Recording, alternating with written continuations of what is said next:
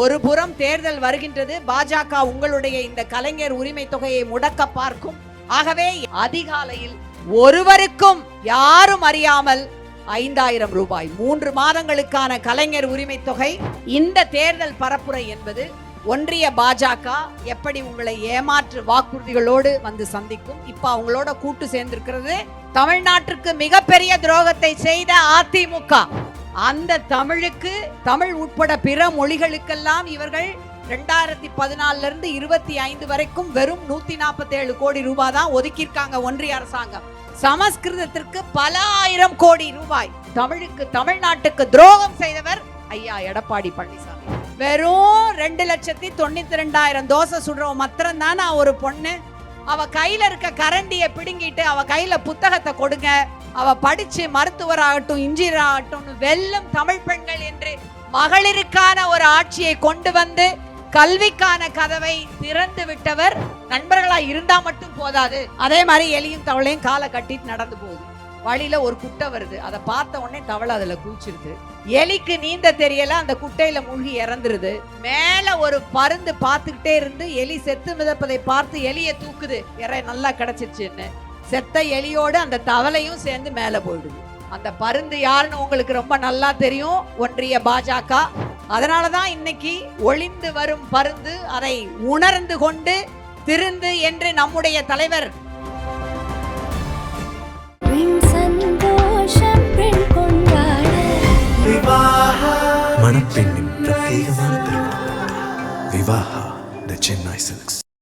இப்போது புதிய அறிமுகம் ஆச்சி ஹோட்டல் சாம்பார் 50 கிராம் ரூபாய் 20 மட்டுமே. மக்கள் போற்றும் மகத்தான தளபதிக்கு மக்களால் கிடைத்த வெற்றி சின்னம் விசில் சின்னம். இது நம்ம சின்னம். இவன் OBM பாலாஜி, கொளத்தூர் தொகுதி, தமிழக வெற்றி கழகம். திராவிட முன்னேற்ற கழகத்தின் ஆட்சியில் தொடர்ச்சியாக கலைஞருடைய காலகட்டம் என்றாலும் சரி, இன்றைக்கு 5 ஆண்டுகளாக பொற்கால ஆட்சி நடத்தி கொண்டிருக்கின்ற நம்முடைய மாண்புமிகு முதலமைச்சருடைய ஆட்சியிலும் சரி, இந்த ஆத்தூர் தொகுதி மிக குறிப்பாக சின்னாலப்பட்டியினுடைய வளர்ச்சி குறித்து சொன்னார்கள். எனக்கு இந்த ஊருக்கு வரும் பொழுது சுற்றிலும் மலைகள் சூழ்ந்த, கிழக்கு மலை, இந்த பக்கம் மேற்கு தொடர்ச்சி மலையால் சூழப்பட்டிருக்கின்ற இந்த இடத்திலே திராவிட இன மக்கள் உங்கள் அத்தனை பேரையும் இன்றைக்கு இங்கே சந்திக்கின்ற இந்த மாலை பொழுது என்பது எனக்கு மிகுந்த மகிழ்ச்சி. அதிலும் இந்த ஊர் ஒரு மனிதனுக்கு உண்பதற்கு உணவு, இருப்பிடம், உடுப்பதற்கு உடை என்கின்ற அந்த உடையை நெய்து தருகின்ற பெருமைக்குரிய நெசவாளர்களும் உணவை தருகின்ற விவசாய பெருமக்களும் நிறைந்த பகுதி ஊர் என்பதால் மிகுந்த மகிழ்ச்சியோடு உங்களை சந்திக்க இன்றைக்கு நான் விரைந்து வந்தேன். ஆதி காலத்திலே சத்தியமங்கலம் பகுதியிலே இருந்து அந்த ஆதிகால நெசவாளர்கள் இந்த பகுதிக்கு வந்து சேர்ந்து தங்களுடைய அந்த பூர்வீக தொழிலான நெசவிற்கு உரிய அந்த சாயத்திற்கான நல்ல நீரை இந்த இடம் வழங்கியதால் இங்கேயே தங்களுடைய அந்த கை தொழிலை தொடங்கியதாக வரலாற்றிலே நான் படித்திருக்கின்றேன். அந்த பெருமையை இன்று வரையிலும் கட்டி காக்கின்ற சின்னாலப்பட்டி மக்களுக்கு என்னுடைய அன்பான வணக்கம்.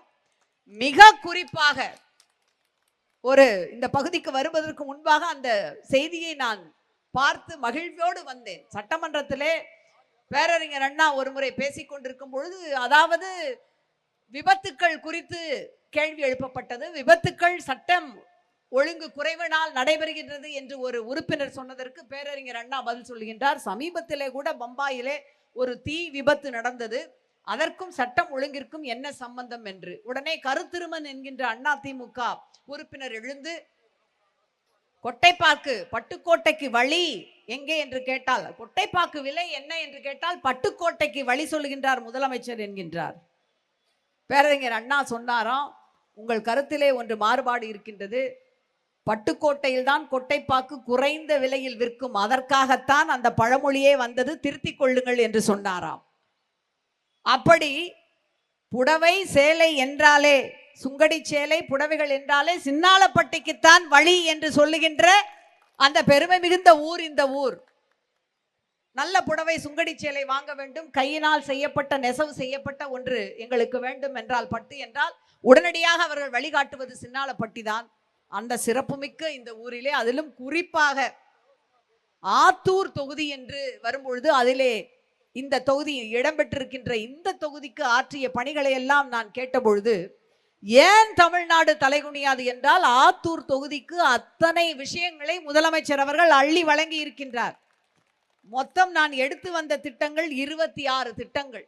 அத்தனையும் வாசித்து பார்த்தால் என்னுடைய உரையினுடைய அரை பகுதி முடிந்துவிடும். ஆத்தூர் நகராட்சியில் புதிய குடிநீர் திட்டம், கணேசபுரம், களரம்பட்டி, ஆத்தூர் ஆகிய ஊர்களில் பள்ளியில் புதிய கட்டிடங்கள், வில்வனூர் மாயவன் கோயில் சாலையில் வசிஷ்டராட்டில் புதிய பாலம், துளுக்கானூர் வசிஷ்டராட்டில் புதிய பாலம், ஆத்தூரில் புதிதாக மாவட்ட நீதிமன்றம் அமைப்பு. இப்படி அடுக்கிக் கொண்டே போய் அந்த திட்டத்தினுடைய சாதனை எங்கு முடிகிறது என்றால், குன்னூர், கூழாங்குறிச்சி, பகடுப்பட்டு, கரியகோவில் வளவு, கருமந்துறை ஆகிய பழங்குடியினர் பள்ளியில் மேம்பாட்டு பணிகள், ஆத்தூர் அரசு மருத்துவமனையில் மகப்பேறு சிகிச்சை கட்டிடம், சகி ஒருங்கிணைந்த பெண்கள் சேவை மையம் என்று ஆத்தூருக்கு மட்டும் குறைந்த அளவிலே 26 திட்டங்களை மாண்புமிகு முதலமைச்சர் வாயிலாக நம்முடைய அப்பா ஐபி பெரியசாமி அவர்கள் கொண்டு வந்திருக்கின்றார்.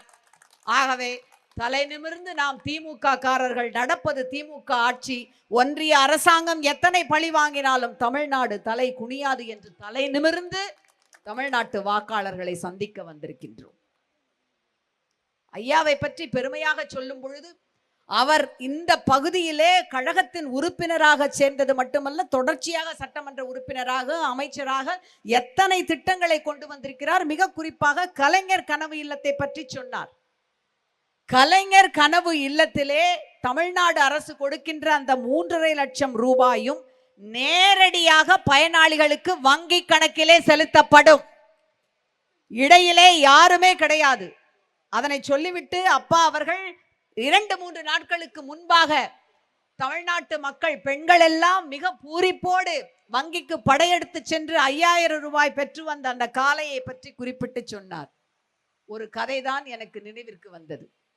அதிலும் அசோக சக்கரவர்த்தியினுடைய கதை.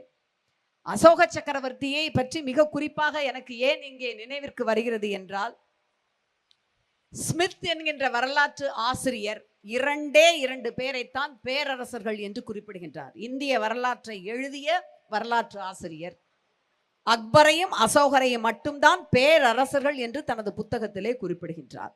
ஏனென்றால் அவர்களுடைய காலத்திலேதான் கல்வி, நிர்வாகம் இந்த இரண்டும் சிறந்து இறந்தது என்பதற்காக இந்திய வரலாற்றிலேயே பேரரசர்களாக பதியப்பட்டவர்கள் 2 பேர். தமிழ்நாட்டு வரலாற்றிலே நீலகண்ட சாஸ்திரி பேரரசன் என்று ராஜராஜ சோழன் ஒருவரை மட்டும்தான் குறிப்பிடுகின்றார். ஏனென்றால் சோழனுடைய காலத்திலே தான் வேலூருக்கு அருகிலே இருக்கின்ற திருவள்ளூரிலே இருக்கின்ற சோழர் கால கல்வெட்டு சொல்லுகின்றது, அந்த பகுதியிலே 7000 மாணவர்கள் தங்கி படிக்கின்ற ஒரு விடுதி ஒன்றை 1000 ஆண்டுகளுக்கு முன்பாக சோழ மன்னன் அங்கே நிறுவி இருந்தான் என்று கல்வெட்டு சொல்லுகின்றது. ஆகவே ராஜராஜனை நான் பேரரசன் என்கின்றேன் என்கிறார் அவர். அசோக பேரரசரை போல, அக்பரை போல, ராஜராஜனை போல பேரரசன் என்று பொற்கால ஆட்சியை தருகின்ற ஒரே ஒருவர் நம்முடைய தமிழ்நாட்டினுடைய மாண்புமிகு முதலமைச்சர் நம்முடைய முத்துவேல் கருணாநிதி ஸ்டாலின் மட்டும்தான். அவரை அந்த வழியிலே அவர் செய்த சாதனைகளை நினைவில் கொள்ளும் பொழுது, இந்த அசோகருடைய காலத்திலே நடந்த ஒரு கதை, அதிலும் குறிப்பாக இந்த வங்கிக்கு நேரடியாக பணம் செலுத்துவது எப்படி நடைமுறைக்கு வந்தது தமிழ்நாட்டிலே என்பது குறித்த கதை. அசோக சக்கரவர்த்தி தன்னுடைய நாட்டின் கீழே பணிபுரிகின்ற சிற்றரசர்களாக அல்லது ஒரு பகுதிக்கு ஒரு காவலர்களாக நியமிக்கப்பட்டிருக்கின்ற தளபதிகளிடம் சிறந்த நிர்வாகம், சிறந்த முறையிலே மக்களுக்கு பணியாற்றுகின்றவர்களை தேர்ந்தெடுத்து அவர்களுக்கு பரிசளிக்க விரும்புகின்றார். ஆகவே மேற்கு பகுதியிலே இருக்கின்ற அந்த பகுதிக்கான அரசரை, சிற்றரசரை அழைத்து, நீ என்ன வகையிலே இந்த நாட்டிற்கு பணி செய்திருக்கின்றார், உன்னுடைய பணி என்ன என்று கேட்கின்றார். அந்த பகுதியை சார்ந்த அந்த சிற்றரசன் சொல்கின்றார், நான் வருமானத்தை 4 மடங்கு பெருக்கி இருக்கின்றேன், உங்களுக்கு என்று கூடுதலாக அந்த வருமானத்திலே நான் எனக்கான அந்த தொகையை செலுத்தி இருக்கிறேன் என்கின்றார். சரி என்று அடுத்ததாக வருகின்ற அந்த அடுத்த பகுதியைச் சேர்ந்த ஒருவரை கூட்டு கேட்கின்றார். அவர் சொல்லுகின்றார், நான் உங்களுக்கு தங்கத்தை பல மடங்கு பெருக்கி தந்திருக்கின்றேன், உங்களுடைய புகழ் அதனால் பெருமளவில் கூடியிருக்கிறது என்கின்றார். சரி என்று இன்னொரு பகுதியை சார்ந்த ஒருவரை கூட்டு கேட்கின்றார். அவர் சொல்லுகின்றார், நான் ஊழியர்களுக்கெல்லாம் சம்பளத்தை குறைத்து கொடுத்திருக்கின்றேன், அந்த வகையிலே வருவாயை உங்களுக்கு பெருக்கி தந்திருக்கிறேன் என்று. கிழக்கு பகுதியை சார்ந்த ஒருவர் மட்டும் வந்து, நான் உங்களுக்கு வருமானத்தை அதிகமாக தரவில்லை, அதிலே பாதியாகத்தான் என்னால் தர முடிந்தது. ஏனென்றால் குடிமக்களுக்கு நான் வேண்டிய வசதிகளை செய்து கொண்டிருக்கிறேன், வைத்தியசாலைகள் அவர்களுக்கு என்று போக்குவரத்திற்கு உரிய விஷயங்களை செய்திருக்கின்றேன், அவர்கள் மகிழ்ச்சியோடு இருக்கிறார்கள், அதனால் அவருடைய செயல்திறன் பெருகின்றது, கூடிய விரைவிலே அவர்கள் மகிழ்வோடு உங்களுக்கு வருமானத்தை ஈட்டி தருவார்கள் மன்னா என்கின்றார்.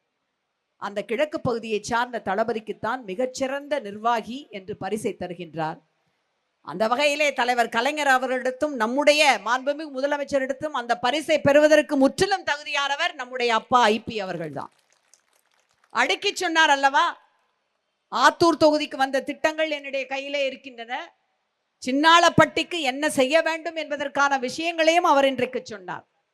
அந்த வகையிலே 3.5 லட்சம் ரூபாயை ஏன் நேரடியாக வங்கியிலே போட வேண்டும் என்று நம்முடைய மாண்புமிகு முதலமைச்சர் தீர்மானிக்கின்றார்.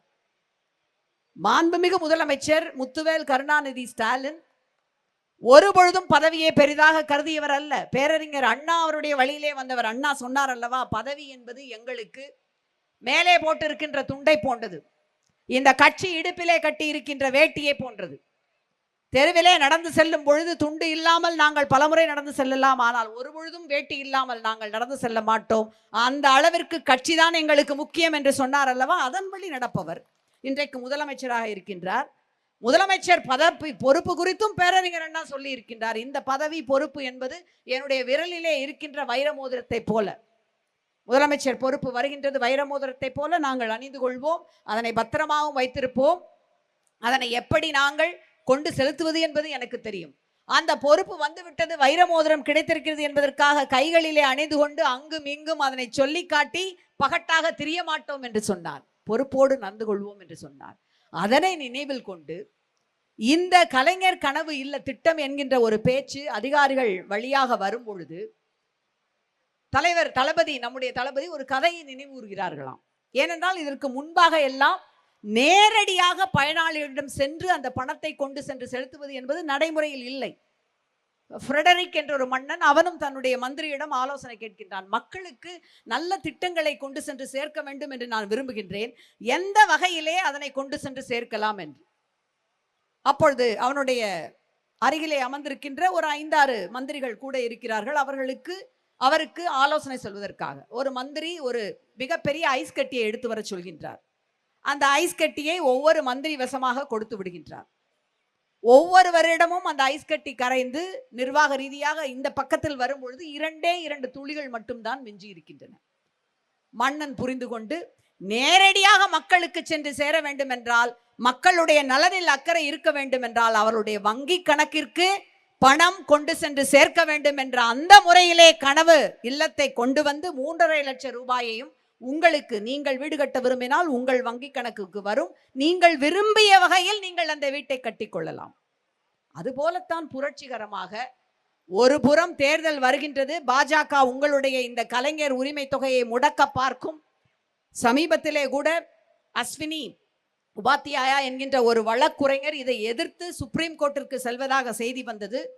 ஆகவே எத்தனை சதித்திட்டங்கள் நடக்கும், அந்த சதித்திட்டங்களில் கொடுக்கின்ற வகையில் அந்த ஐஸ் கட்டிகள் கரைந்து போய் எப்படி 2 துளிகளாக மாறிவிடுமோ அதுபோல தேர்தல், ஒன்றிய பாஜகவினுடைய சதித்திட்டம் இத்தனையிலும் இது கரைந்து போய்விடக் கூடாது என்றுதான் அதிகாலையில் ஒருவருக்கும் யாரும் அறியாமல் 5000 ரூபாய் 3 மாதங்களுக்கான கலைஞர் உரிமை தொகை.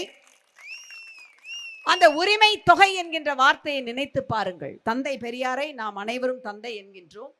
இந்தியா நம்முடைய மேதகு மரியாதைக்குரிய மாண்புமை நேரு அவர்களை மாமா என்று அன்போடு அழைக்கும். இன்றைக்கு ஒவ்வொரு குடும்பத்திலும் அண்ணனாக, சகோதரனாக, அவர்களுடைய அப்பா என்று அழைக்கின்ற பெருமை மிகுந்த வரையில் மகளிருக்கு என்று அன்று அதிகாலை அந்த 3 மாத தொகை கோடை கால சிறப்பு விஷயமாக, ஏனென்றால் அதை கூட சிறப்பு விஷயம் என்று எப்படி சொல்கிறார்கள்? கோடை காலத்திலே இந்த தேர்தல் முடிந்து அடுத்து 1 மாத காலம் போன தடவை இருந்தது, நமக்கு ஓட்டு எண்ணி நம்முடைய மாண்புமிகு முதலமைச்சர் அவர்கள் பதவியேற்று அந்த அரியணையில் அமர்வதற்கு 1 மாத காலம் அவகாசம் இருந்தது. அந்த அவகாசத்தில் ஏதேனும் முடக்கப்படலாம் என்று கருதிதான் அதற்கும் சேர்த்து 5000 ரூபாய் உங்கள் வங்கி கணக்குகளில் நேரடியாக அனுப்பப்பட்டிருக்கின்றது. அது மட்டுமல்ல, மறுவரையும் அவர்தான் முதலமைச்சராக வருவார். தமிழ்நாடு தலை குனியாது என்பதை நாம் ஒன்றிய அரசிற்கு நிரூபித்து 2வது முறையாக நம்முடைய மாண்புமிகு முதலமைச்சர் 7வது முறையாக திராவிட முன்னேற்ற கழகம் ஆட்சியிலே அமரும். அப்பொழுது கலைஞர் மகளிர் உரிமை தொகை 2000 உயர்த்தி தரப்படும் என்கின்ற அறிவிப்பையும் தந்திருக்கின்றார். எல்லா அறிவிப்புகளையும் வெறும் பேச்சோடு அல்லது வெட்டி அறிவிப்புகளாக நிறுத்தி விடுபவர் அல்ல அவர். தமிழ்நாட்டினுடைய தரவுகளை நீங்கள் எடுத்து பார்த்தீர்கள் என்றால் கிட்டத்தட்ட உயர்கல்வி, பொருளாதாரம், விவசாயம், பெண்களுக்கான முன்னேற்றம், சுகாதாரம், மருத்துவம் இப்படி அனைத்திலும் முன்னணியில் இருப்பது தமிழ்நாடு தான் என்பதால் தான் எல்லா விஷயங்களிலும் தமிழ்நாடு அனைத்து மாநிலங்களிலும் முன்மாதிரியாக முன்னால் நிற்கிறது என்பதால் தான் தமிழ்நாடு தலைகுனியாது என்று நாங்கள் தலைநிமிர்த்தி சொல்லுகின்றோம். நான் சொன்னது போல இந்த விஷயங்களை திராவிட முன்னேற்ற கழகத்தினுடைய பாராளுமன்ற உறுப்பினராக, திராவிட முன்னேற்ற கழகத்தின் அடிப்படை உறுப்பினர் என்பதை நான் பிறந்ததிலிருந்தே நான் ஒரு திமுக காரிதான். எல்லாருடைய உடம்பிலும் சிவப்பு ரத்தம் ஓடும் என்றாலும் என்னுடைய உடம்பிலே ஓடுவது என்பது கருப்பு சிவப்பு ரத்தம் தான். அந்த பெருமையோடு சொல்லுகின்றேன். அதற்காக மட்டும் சொல்லவில்லை. உலகிலே ஒரு உலக பொருளாதார அமைப்பு ஒன்று இருக்கின்றது. அதாவது மேம்பாட்டு அமைப்பு, உலக பொருளாதார மேம்பாட்டு அமைப்பு என்ற ஒரு அமைப்பு, ஒரு ஆர்கனைசேஷன். அது ஒரு பட்டியல் எடுக்கின்றது. அந்த பட்டியல் எது குறித்து தெரியுமா? உலகில் அதிகம் படித்தவர்கள் கொண்ட நாடுகளுடைய பட்டியலை அது எடுக்கின்றது. யாரு இந்த உலகத்தில் இருக்க இந்த நாடுல எந்த நாட்டில் ரொம்ப அதிகம் படிச்சவங்க இருக்காங்க? கனடா நாடு முதலிடம் 59.96%. 2வது இடம் ஜப்பானுக்கு 52.68. 3வது இடம் லக்சம்பர்க்னுங்கிற ஒரு நாடுக்கு. இதுல ரொம்ப ஆச்சரியமான விஷயம் என்னன்னா, முன்னணி நாடுகளா சொல்ற அமெரிக்கா, பிரிட்டன்லாம் அமெரிக்காவுக்கு 6வது இடம் தான், பிரிட்டனுக்கு 8வது இடம். ஆனா தென் கொரியா 4வது இடத்தை வாங்கி இருக்கின்றது. ரொம்ப வருத்தத்துக்குரிய விஷயம் என்னன்னா, உலகத்திற்கே நாங்கள் விஸ்வகுரு, நாங்கள் ஒரு வளர்ந்த பாரதத்தை உருவாக்கி விட்டோம் என்றெல்லாம் பெருமைப்பட்டு கொள்ளுகின்ற, மார்தட்டி கொள்ளுகின்ற ஒன்றிய அரசாங்கம் ஆட்சி செய்கின்ற இந்தியா இந்த 10 நாடுகளில் பட்டியலில் இல்லவே இல்லை.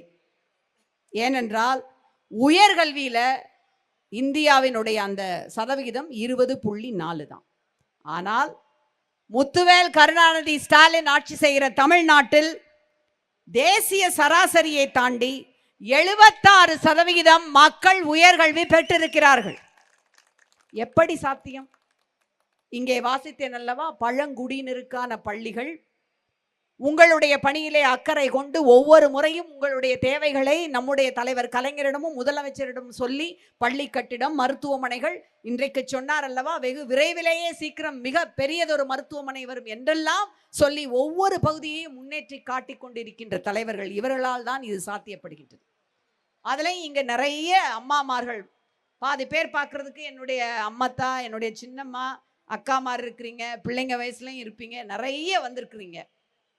நீங்க தெரிஞ்சுக்கணும், இதுல எத்தனை பேரு முதல் தடவையா படிச்சிருக்கோம்? 10வது வகுப்பு வரைக்கும் படிச்சவங்க எத்தனை பேரு? BA வரைக்கும் படிச்சவங்க எத்தனை பேரு? கையை தூக்கலாம். MA வரைக்கும் படிச்சவங்க எத்தனை பேரு? நம்மள பாதி நம்ம பாட்டி, நம்ம பாட்டிக்கும் பூட்டி படிக்காம இருந்திருக்கலாம். ஆனா இன்னைக்கு நம்ம பெண் பிள்ளைங்க எத்தனை பேர் டிகிரி ஹோல்டர்ஸா இருக்காங்க? உங்க வீட்டிலேயே எத்தனை பெண்கள் இன்ஜினியரா, மருத்துவரா, எத்தனை பேர் என்னென்ன வேலைக்கு போயிருக்கிறாங்க? 50 வருஷத்துக்கு முன்னால இல்லாத அத்தனை சாத்தியங்களையும் பெண்களுடைய கல்வியிலே சாதித்து காட்டியிருக்கின்றார். பெண்களுடைய, தமிழ்நாட்டிலே இருக்கின்ற பெண்களுடைய உயர் கல்வி சதவிகிதம் 47%. இந்த கல்வியினால நமக்கு என்ன கிடைச்சிருக்கு? இங்க இருக்கிற அம்மா மாற்றெல்லாம் நான் ஒரு கேள்வி கேட்கணும்னு நினைக்கிறேன். நம்ம ஒவ்வொருத்தரும் ஒரு நாளைக்கு எத்தனை தோசை சுடுறோம்? ஒரு நாளைக்கு எத்தனை இட்லி அவிக்கிறோம்? ஒரு கணக்கு போட்டு பாருங்க. ஒரு அம்மா ஒரு கதை எழுதியிருக்கிறாங்க அதை பத்தி. ஒரு நாளைக்கு ஒரு 20 தோசை சுடுறோம்னு வச்சுக்கோங்க. ஒரு மாசத்துக்கு 600 தோசை, ஒரு வருஷத்துக்கு 7200 தோசை. சராசரியா ஒரு 13-12 வயசுல இருந்து நம்ம ஆரம்பிக்கிறோம் தோசை சுடுறதுக்கு, இட்லி போட அவிக்கிறதுக்கு. 40 வயசு வரைக்கும் எத்தனை தோசை சுட்டுருக்கோம்னா 2,92,000 தோசை. ஒரு நாளைக்கு 20 தோசைன்னு கணக்கு வச்சுக்கிட்டீங்கன்னா ஒரு பெண் 40 வருஷத்துல சுடுற தோசையோட கணக்கு 2,92,000 தோசை. வெறும் 2,92,000 தோசை சுடுறவ மாத்திரம் தானே ஒரு பொண்ணு.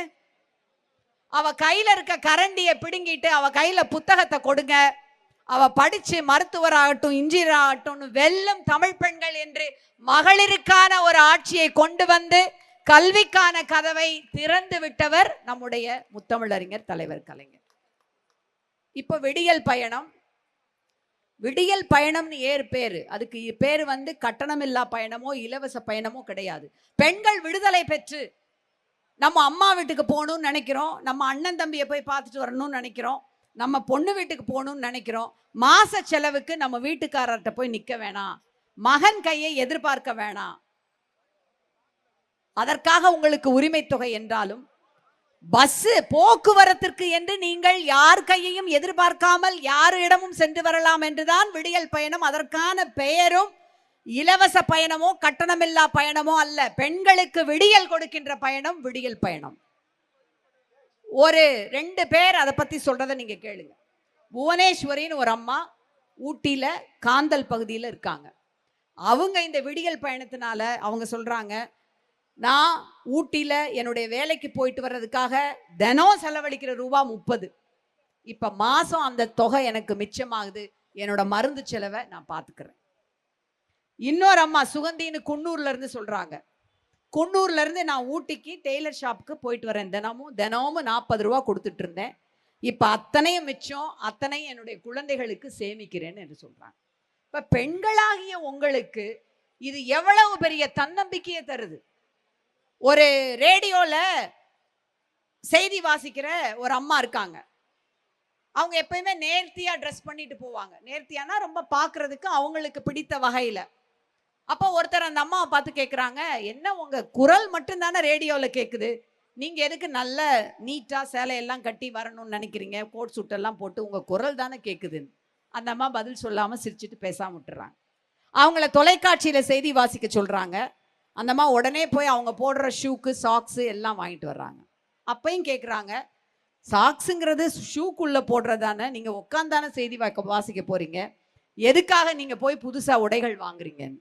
அப்ப அந்த அம்மா சொன்னாங்களாம், என்ன நீங்க காட்டாம போகலாம், இல்லை என்ன பாதியா காட்டலாம், ஆனா நான் எனக்காக என்னை நல்லபடியாக உணர்ந்தால்தான் நான் நல்லா பணி செய்ய முடியுங்கிறது, அதற்காக நான் புதிய உடைகளை அணிகிறேன், நேர்த்தியாக உடை அணிந்து கொள்கிறேன், என்னுடைய தன்னம்பிக்கைக்காக நான் இதனை செய்கின்றேன். அந்த தன்னம்பிக்கையை கொடுத்தது முத்துவேல் கருணாநிதி ஸ்டாலின் அவர்களுக்கு என்று உரிமை தொகையை தந்து அவர்களுடைய தன்னம்பிக்கையை எழுப்பியவர் அவர்தான்.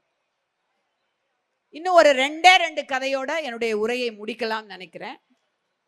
இந்த தேர்தல் பரப்புரை என்பது ஒன்றிய பாஜக எப்படி உங்களை ஏமாற்று வாக்குறுதிகளோடு வந்து சந்திக்கும். இப்ப அவங்களோட கூட்டு சேர்ந்திருக்கிறது தமிழ்நாட்டிற்கு மிகப்பெரிய துரோகத்தை செய்த அதிமுக. அதிமுக ஆட்சி காலத்திலே இன்றைக்கு அந்த சந்திப்பிலே கூட இபி டாரிஃப், எங்களுக்கு இந்த மின் கட்டணம் டாரிஃப் கூடி இருக்கிறது என்று ஒரு குறையை ஒரு அன்பர் சொன்னார். அந்த இபி டாரிஃப் அதிகரிப்பதற்கு காரணம் அன்றைய காலகட்டத்தில் அதிமுகவிலே முதலமைச்சராக இருந்த எடப்பாடி பழனிசாமி ஐயா அவர்கள் உதய் மின் திட்டத்திலே கையெழுத்திட்டது, புரிந்து கொள்ளுங்கள். அதுபோல சிறுபான்மையினரை வஞ்சிக்கின்ற என்ஆர்சி சிஏஏ திட்டங்களுக்கு துணை போனது அதிமுக. இப்ப டிஎன்பிஎஸ்சி தேர்வுகள் நடக்கிறது இல்லையா, அந்த தேர்வுகள்ல தமிழ் கண்டிப்பாக படித்து தேர்விலே நீங்கள் தேர்ச்சி பெற்றால்தான் தமிழ்நாட்டிலே பணிக்கு வர வேண்டும் என்ற ஒரு விதி இருந்தது. அந்த விதியை மாற்றிக்கொள்ள சம்மதித்து அந்த விதியை அதிலே இருந்து எடுத்து யார் வேண்டுமானாலும் அந்த தேர்வில் தேர்ச்சி பெற்று தமிழ்நாட்டிலே பணிக்கு வரலாம் என்று தமிழ்நாட்டுக்கு துரோகம் செய்தவர் ஐயா எடப்பாடி பழனிசாமி அவர்கள். தமிழை போற்றிய திராவிட முன்னேற்ற கழக ஆட்சி கலைஞர் எங்கே? கலைஞர் ஒரு இடம் போறாரு, வெளிநாட்டுக்கு போய் பேசுறதுக்காக போறாரு. ஒரு மிகப்பெரிய தமிழ் அரங்கிலே பேசிவிட்டு திரும்பும் பொழுது அந்த சோதனை அதிகாரிகள் முதன்முறையாக வெளிநாட்டுக்கு சென்று வருகின்றார். நிறைய பொருட்கள் இவருக்கு பரிசு பொருட்களாக வந்திருக்கும், விலை உயர்ந்த பொருட்கள். ஆகவே வரி விதிக்க வேண்டும் என்று அவரிடம் கேட்கிறார்கள். ஐயா, உங்களை சோதனை போட்டுக்கலாமா, நிறைய விலையுயர்ந்த பொருட்கள் ஏதாவது இருக்குதா, நாங்கள் சோதனை போட்டுக்கலாமான்னு. தாராளமாக போட்டுக்கலாம், விலை மதிப்பில்லாத விலை உயர்ந்த ஒரே ஒரு பொருள் தான் என்கிட்ட இருக்கு, அப்போ அதை மட்டும் கொஞ்சம் காமிங்க, நாங்கள் வரி போட்டுக்கலான்னு. அதுக்கு ஒரு பொழுதும் நீங்கள் வரி போடவே முடியாது, விலை மதிப்பில்லாத ஒரே பொருள் தமிழ் தான் என்று சொன்னார். அந்த தமிழுக்கு, தமிழ் உட்பட பிற மொழிகளுக்கெல்லாம் இவர்கள் 2014 இருந்து 25 வரைக்கும் வெறும் 147 கோடி ரூபாய் தான் ஒதுக்கியிருக்காங்க ஒன்றிய அரசாங்கம். சமஸ்கிருதத்திற்கு பல ஆயிரம் கோடி ரூபாய். இப்படி இங்கு வந்தால் தமிழர்கள் தமிழ் நலன் என்று வெற்று வேஷம் போட்டுவிட்டு அவர்கள் அத்தனையும் செய்வது பித்தலாட்டம், அத்தனையும் செய்வது பொய் வாக்குறுதி. தமிழ்நாடு வரி பகிர்வில் ஒன்றிய அரசாங்கத்துக்கு 6,28,000 கோடி ரூபாய் தருது. ஆனால் பதிலுக்கு அவங்க 56,000 கோடி ரூபாய் தான் தர்றாங்க. நம்ம 1 பைசா கொடுத்தா நமக்கு 29 பைசா திரும்பி தர்றாங்க. அதே 1 பைசாவை உத்தரப்பிரதேசம் கொடுத்தா அவங்களுக்கு 2.73 பைசா, பீகார் கொடுத்தா 7.6 பைசா. அப்ப என்ன ஒரு மனப்பான்மையோடு தமிழை, தமிழ்நாட்டை அவர்கள் நடத்துகிறார்கள் என்று தெளிவாக புரிந்து கொள்ளுங்கள். இவங்க தான் இப்ப கூட்டணி போட்டுட்டு வர்றாங்க. என்ன கூட்டணி? தவளையும் எலியும் சேர்ந்து வைத்த கூட்டணி. நீங்க கேள்விப்பட்டிருப்பீங்கன்னு நினைக்கிறேன் இந்த கூட்டணி கதை. பொதுவா இது நம்ம ஊர் கிராமங்கள்ல சொல்லப்படுற கதை தான். எலியும் தவளையும் சேர்ந்து நம்ம இன்னையில இருந்து ரொம்ப நண்பர்களா இருக்கணும், நம்ம நண்பர்களா இருந்தா தான் நாட்டுக்கு நலம் விளையும்னு முடிவு பண்றாங்க. நண்பர்களா இருந்தா மட்டும் போதாது, அதை உலகுக்கு தெரிவிக்கணும்னா நம்ம 2 பேருக்காலையும் சேர்ந்து கட்டிக்கிட்டு ஊர்ல நடந்து போனாதான் எல்லாரும் நம்புவாங்கங்கிறாங்க. அதே மாதிரி எலியும் தவளையும் காலை கட்டிட்டு நடந்து போகுது. வழியில ஒரு குட்டை வருது, அதை பார்த்த உடனே தவளை அதுல குதிச்சிருது. எலிக்கு நீந்த தெரியல, அந்த குட்டையில மூழ்கி இறந்துருது. மேல ஒரு பருந்து பார்த்துக்கிட்டே இருந்து எலி செத்து மிதப்பதை பார்த்து எலியை தூக்குது, இறை நல்லா கிடைச்சிருச்சுன்னு. செத்த எலியோடு அந்த தவளையும் சேர்ந்து மேல போயிடுது. அந்த பருந்து யாருன்னு உங்களுக்கு ரொம்ப நல்லா தெரியும், ஒன்றிய பாஜக. இங்கே அவரோடு இணைந்திருப்பவர்கள் தான் இந்த கூட்டணியினர். அதனாலதான் இன்னைக்கு ஒளிந்து வரும் பருந்து அதை உணர்ந்து கொண்டு திருந்து என்று நம்முடைய தலைவர் மாண்புமிகு முதலமைச்சர் அவர்களுடைய நம்முடைய தேர்தல் பிரச்சார பாடலை துவங்கி இருக்கின்றார். அவர்களுடைய திட்டத்தை மிக நன்றாக புரிந்த தமிழ் மக்கள் நீங்கள், உங்களை ஏமாற்ற முடியாது. அதிலும் மிக குறிப்பாக ஆத்தூர் தொகுதி மக்களை, நம்முடைய இந்த சின்னாளப்பட்டி மக்களை ஏமாற்ற முடியாது. அப்பாவும் தம்பியும் சொன்னது போல தமிழ்நாட்டினுடைய வெற்றிக்கான முதல் படியை இந்த திண்டுக்கல் மாவட்டத்தில் மாற்று கட்சியை சார்ந்த எந்த வேட்பாளர் நின்றாலும் அவர்களுக்கு டெபாசிட் கூட கிடைக்க கூடாது. டெபாசிட்டை இழக்க வைத்த, ஏனென்றால் எந்த தேர்தல் என்றாலும் நின்ற தேர்தல்களில் எல்லாம் 6 லட்சம் 7 லட்சத்திற்கு மேல் தமிழ்நாட்டிலேயே அதிக வாக்கு வித்தியாசத்தில் ஜெயித்த வேட்பாளர் ஒரு நம்முடைய பெருமைக்குரிய அப்பா அவர்கள். ஆகவே அந்த பெருமையை நாம் கொஞ்சமேனும் மறக்காமல் அதற்குரிய பெருமையை கூட்டி தரும்படி, ஒருபுறம் அரசியல் நெருக்கடி, ஒருபுறம் நிதி நெருக்கடி, மறுபுறம் சித்தாந்த நெருக்கடி, இவை அனைத்தும் இருந்தாலும் இவை அனைத்தையும் தாண்டி வீறு நடை போட்டு தமிழ்நாடு என்றைக்கும் தலை குனியாது என்கின்ற அந்த மிகுந்த தன்மானத்தோடு, சுயமரியாதையோடு, மாநில சுயாட்சி மத்தியிலே கூட்டாட்சி என்கின்ற அந்த தத்துவத்திற்கு இன்றைக்கு இந்தியாவிலேயே முன்னோடியாக திகழ்கின்ற நம்முடைய மாண்புமிகு முதலமைச்சர் அவர்களை மீண்டும் முதலமைச்சராக நாம் அமர்த்த வேண்டும். அதற்காக உறுதியை தமிழ்நாடு எங்கும் நாங்கள் சென்று செல்கின்ற பேசுகின்ற பரப்புரை கூட்டங்களில் ஒவ்வொருவரும் எடுத்துக்கொள்வோம் என்றாலும், இன்றைக்கு சின்னாளப்பட்டி மக்கள் நிச்சயமாக இரவு வீட்டிற்கு செல்லும் பொழுது ஒவ்வொரு நாளும் சூரியன் விடிந்து நமக்கு எப்படி நல்ல வாழ்க்கையை தருகின்றதோ 5 வருடங்களாக அது மேலும் தொடர வேண்டும். இனி எப்பொழுதும் தமிழகத்திலே உதிக்கின்ற சூரியன் நம்முடைய திராவிட முன்னேற்ற கழகத்தின் உதய சூரியன் தான். எதிரிகள் அத்தனை பேரும் புறம் கண்டு ஓட, நமக்கான நல் உலகம் தொடர, மென்மேலும் நாம் இந்த கூட்டணி, நம்முடைய திராவிட முன்னேற்ற கழகம் அமைத்திருக்கின்ற இந்த கூட்டணிக்கு வாக்களித்து அவர்களை பெரும்பான்மையாக வெற்றி பெற செய்ய வேண்டும் என்பதை நினைவிலே வைத்துக் கொள்ளுங்கள். ஒன்றிய பாஜக அரசு, அவனோடு இணைந்த அதிமுக, அது மட்டுமல்ல இன்றைக்கு அந்த பாம்பு எலி தவளை எலி கூட்டணியில் இன்னும் பல பேர் இணைவார்கள் என்று காத்து கொண்டிருக்கின்ற பருந்து, நேற்று பெய்த மழையில் இன்றைக்கு முளைத்த காளான்கள் போன்ற திடீரென்று வருகின்ற நட்சத்திர அரசியல் தலைவர்கள், இவர்கள் அத்தனை பேரிடமும் இருந்து தமிழ்நாட்டை காத்து கொண்டிருக்கின்ற, தலைகுனிய விடாமல் காத்து கொண்டிருக்கின்ற நம்முடைய மாண்புமிகு முதலமைச்சர் அவருடைய கரங்களை வலுப்படுத்துவோம். நேரம் 8:30 ஆகிவிட்டது. நம்முடைய பேரறிஞர் அண்ணா அவர்கள் ஒரு கூட்டத்திற்கு சென்ற பொழுது இப்படித்தான், அந்த கூட்டத்தில் அவர் பேசுவார் என்று 6:30 மணியிலே இருந்தே காத்திருந்தார்கள். பல்வேறு கூட்டங்களுக்கு சென்று அவர் அந்த கூட்டத்திற்கு சென்று சேர்வதற்கு மணி 10:30 ஆகிவிட்டது.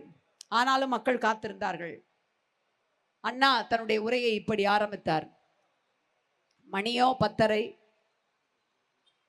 உங்களில் பாதி பேருக்கு சர்க்கரை, ஆனாலும் என்னுடைய பேச்சை கேட்டவுடன் உங்களிடமிருந்து ஓடி போகும் நித்திரை என்று சொன்னார். ஆகவே நேரம் என்பது மிக மிக அருமையான ஒன்றாக இருப்பதால் இந்த அளவில் தமிழ்நாடு ஏன் தலைகுனியாது என்ற காரணங்களை உங்கள் முன்பாக இன்றைக்கு இந்த பகுதியிலே சொல்லியதில் பெருமகிழ்வு கொண்டு, இந்த பகுதியினுடைய என்றென்றைக்கும் நிரந்தரமான தென்பாண்டி சிங்கமாக, தலைவருடைய தளகத்தர்களில் முன்னணியில் இருப்பவராக, மாண்புமிகு முதலமைச்சருக்கு எப்பொழுதும் உறுதுணையாக கழகத்தை கட்டி காப்பவருமான அப்பா ஐபி அவர்களுக்கு என்னுடைய நன்றியை கூறி நிறைவு செய்கின்றேன். நன்றி.